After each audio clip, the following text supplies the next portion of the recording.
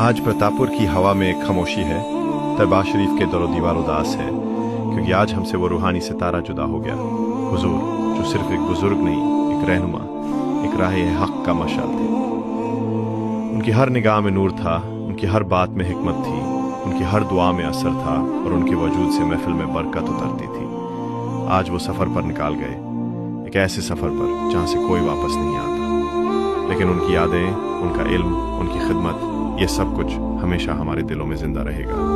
या अल्लाह, हुजूर को जन्नतुल फिरदौस में आला मकाम अता फरमा, उनकी रूह को अपनी रहमतों का दामान दे और हमें उनके रास्ते पर चलने की तौफीक दे।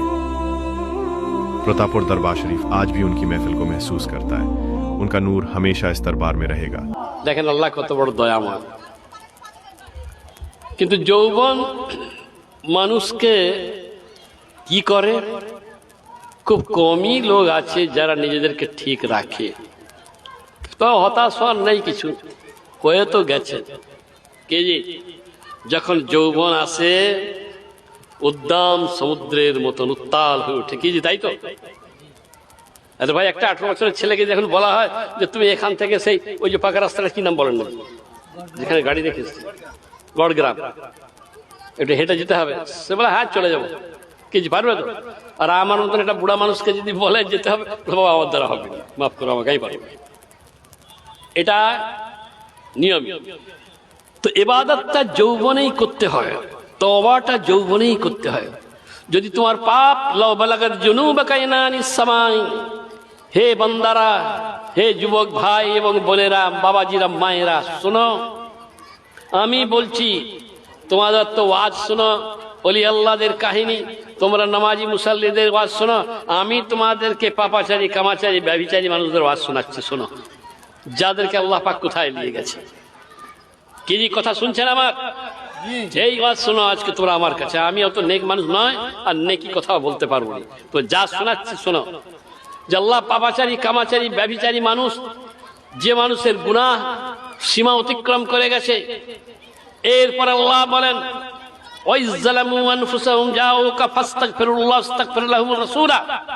যে মানুষ অপরাধ করেছে, পাপ করেছে, হে নবী আপনার কাছে এসেছে, এসে আল্লাহ পাকের কাছে হাত তুলেছে এবং চোখের পানি ফেলেছে। আপনি আল্লাহ রাসূল যা কি করেছেন, সুপারিশ করেছেন, আমি আল্লাহ তার সমস্ত গুনাহকে মাফ করে দিব। সুবহানাল্লাহ। বাবাজি, আল্লাহ রাব্বুল ইজ্জত বলতেছেন, শোনো হে মানুষ, তোমরা, আল্লাহ রাব্বুল ইজ্জত ঘোষণা করেন, কুল ইয়া ইবাদিয়াল্লাযীনা আসরাফু আলা আনফুসিহিম লা তাকনাতু মির রাহমাতিল্লাহ ইন্নাল্লাহা ইয়াগফিরুয যুনুবা জামিআ। আল্লাহ রাসূল ফতহ মক্কার পরে চিঠি লিখলো কেউ তাকে, যে আমি মুসলমান হব কিন্তু আমার যে বহু গুনাহ আছে, আমি নরহত্যা করেছি, ব্যভিচার করেছি, শরাবখোরি করেছি। বললেন যে ইসলাম কবুল করো, অবশ্যই আল্লাহ তোমাকে মাফ করে দেবেন। সে আবার বলল, আমি কিন্তু খারাপ কাজ অনেক আরো বহুত কিছু করেছি। এরকম দুবার তিনবারের পর আল্লাহ পাকের ওহী অবতীর্ণ হলো আল্লাহ রাসূলের উপরে, হে নবী আপনি বলে দেন, কুল ইয়া ইবাদিয়াল্লাযীনা আসরাফু আলা আনফুসিহিম লা তাকনাতু মির রাহমাতিল্লাহ। হে আল্লাহর বান্দারা, যারা নিজের নফসের উপর জুলুম করেছো, অত্যাচার করেছো, অন্যায় করেছো, পাপাচার করেছো, তোমরা আল্লাহর করুণা থেকে বিরাস হয়ো না। আল্লাহ তোমাদের সমষ্টিগত পাপকে ক্ষমা করে দিবেন ইনশাআল্লাহ। সুবহানাল্লাহ। বাবাজি, এখন প্রশ্ন হচ্ছে যে কতবার ক্ষমা করবেন? যে আমি এটা বলতে চাই না, তাহলে ভাববেন যে তাহলে গুনাহ করলে অসুবিধা নেই, যে না, তবু আমি বলি শুনেন। হে বান্দা, যখন হাদিসে কুদসি, যখন শয়তানকে আল্লাহ বার করে দিলেন, ফাখরুজ ইন্নাকা আনতার রাজিম, আল্লাহ পাক তাকে নির্দেশ দিলেন আদমকে সিজদা কর, ফাসাজদু আদম ইল্লা ইবলিসা, সে অস্বীকার, আবা ওয়াস্তাকবারা, আবা ওয়াস্তাকবারা, সে অস্বীকার করলো এবং অহংকার করলো। বাস এইটা মনে রাখবেন, সে অস্বীকার করলো, নাফরমানি করলো এবং অহংকার করলো। একটা পাপ সে করলো, সে সিজদা করলো না। আর আদম আলাইহিস সালামকে আল্লাহ পাক যখন বলছেন লা তাকরাবা হাযিহিস শাজারাতা ইয়া আদম, তুমি আর তোমার স্ত্রী ওই গাছটার ধারে কাছে যেও না, আমি নিষেধ করলাম, কিন্তু আদম আলাইহিস সালাম ভুল করলেন। তারা ওই নিষিদ্ধ গাছের ফল খেয়ে ফেললেন। আল্লাহ পাক তাকে বললেন, আদম আমি কি তোমাকে বারণ করি নাই? যখন ইবলিসকে আল্লাহ বললেন যে কিরে মা মানা, তোকে কি জিনিস বারণ করলো? আমি যাকে হাতে তৈরি করেছি সেই আদমকে তুই সিজদা করলি না। তখন সে জবাব দিয়েছিল, আনা খায়রু মিনহু খালাকতানি মিন নারি ওয়া খালাকতাহু মিন তিন। আমি আদমের থেকে ভালো, ও মাটি থেকে তৈরি, পচা কাদা থেকে, আর আমি আগুন থেকে সৃষ্টি। আমি ওকে সিজদা করব পচা কাদা? আল্লাহ পাক বলেন, আমি নিজের হাতে তৈরি করেছি, কি থেকে তৈরি দেখতে হবে না। ফখরুজ ইন্নাকা আনতা রাজিম, যা তুই বেরিয়ে যা। তোরা এত বড় স্পর্ধা চেষ্টা করলি। যাবার সময় সে বলে যাচ্ছে আমি দেখে নিব। নাউজুবিল্লাহ।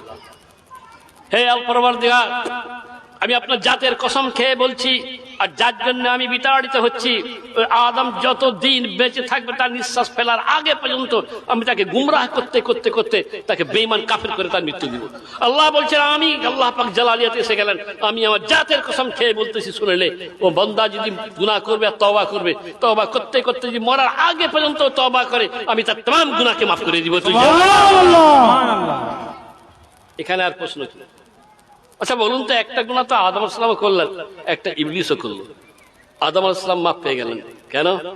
না, তিনি বলেছিলেন, যখন আল্লাহ পাক তাকে বললেন, হে আদম তুমি আমার আদেশকে অমান্য করলে। শয়তানকে তাই বলেছেন।